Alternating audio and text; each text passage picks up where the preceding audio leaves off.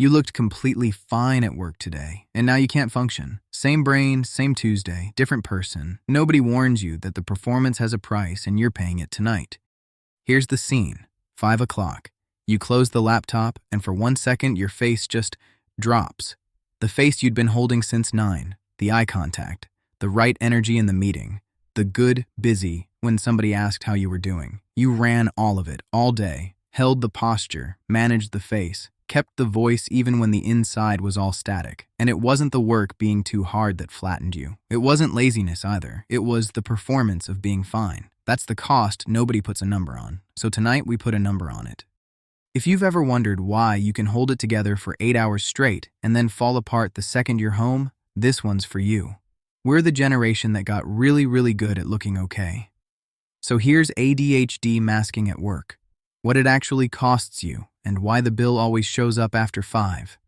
By the end, you'll have a name for the thing that's been wrecking your evenings, and 4 things you can actually do about it.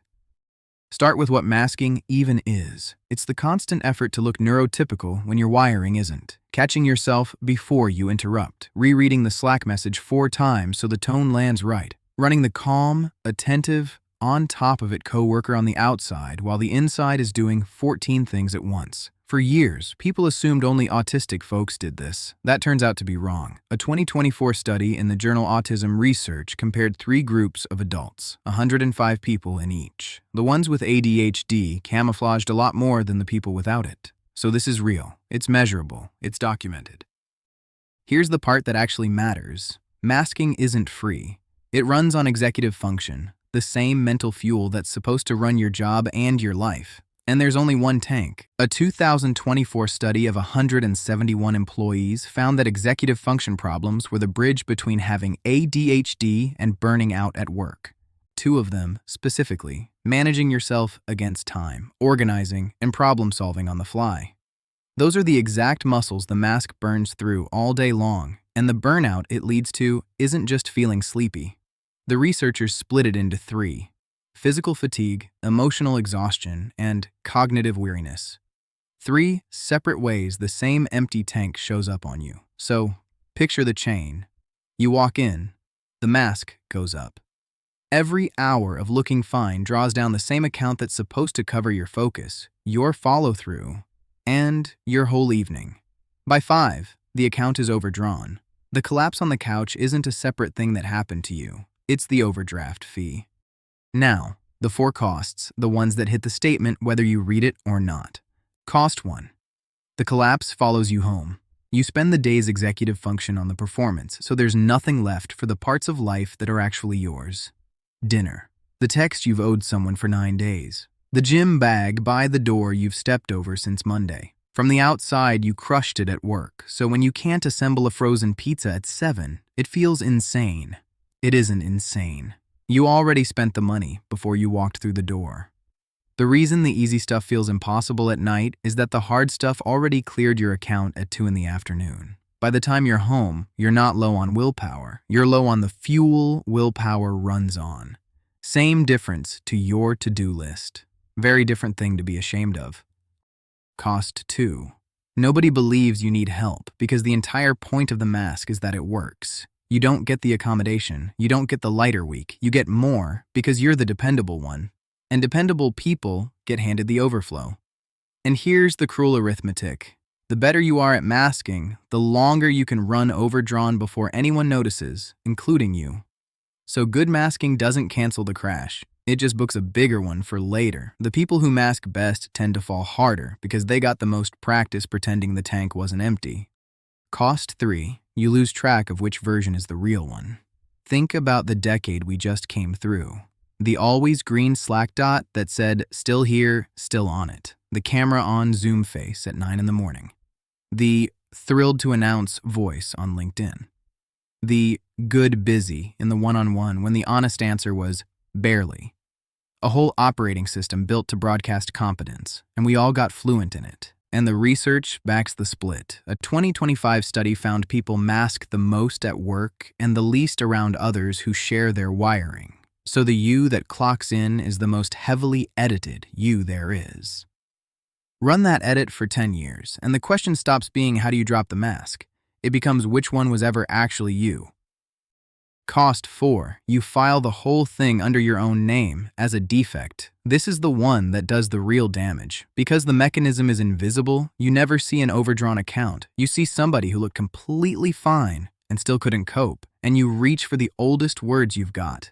Lazy, weak, too much. You were the kid who always got it done, and now you're the adult face down on the couch by 7, and the numbers won't reconcile.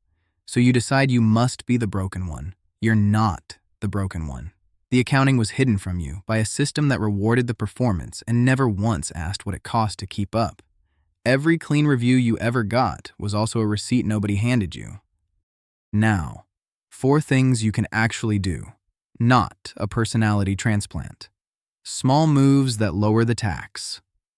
1. Name the withdrawal out loud before you blame yourself for it. Tonight, when you're wrecked on the couch, say the real sentence. You performed for 8 hours and the bill came due. Write it on a sticky note and stick it on the laptop you close at 5. This works because the self-blame runs on a story, and that story only holds while the mechanism stays hidden. Name the mechanism and the story loses its grip. 2.